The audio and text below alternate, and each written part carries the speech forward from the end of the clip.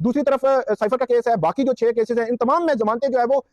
होने के बिल्कुल वाज़ेह इम्कानात मौजूद है। बाज़ औक़ात इक्का-दुक्का केसेस होते हैं, उनमें हमारी तो जो ऑब्जर्वेशन होती है या तवक्कुआत के बरअक्स भी फैसले आ जाते हैं। लेकिन इस वक़्त तक मेरी जो है वो इत्तला के मुताबिक जितने भी केसेस हैं, इनमें किसी न किसी सूरत में उनकी ज़मानत होने के वाज़ेह और ज़्यादा इम्कानात हैं, कम इम्कानात हैं कि किसी केस में उनकी ज़मानत ना हो। तो इस तनाज़ुर में ये केसेस जिस तरह आगे बढ़ रहे हैं,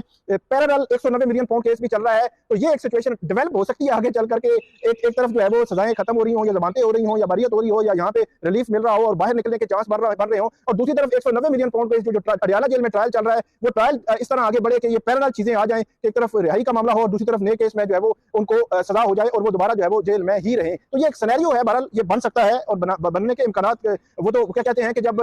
3 केसेस थे, तोशाखाना का केस था, साइफर का केस था और इद्दत वाला केस था, 8 फरवरी से पहले किसी सतह पे भी ये हम जो है वो फर्ज नहीं कर सकते थे। कोई मतलब हमारी सोच में नहीं था कि ये केसेस जो है वो 8 फरवरी से पहले किसी सूरत में डिसाइड हो सकते हैं, किसी सूरत इनका फैसला हो सकता है। लेकिन हमने देखा कि जो अनहोनी थी वो जो है वो होनी हो गई और वो सबने देखा कि वो फैसले जो है वो चटपट 31 को फैसला हुआ, 30 जनवरी को, फिर 31 जनवरी को, फिर 3 फरवरी को फैसला हुआ और वो मामला जो है वो फिनिश हो गया।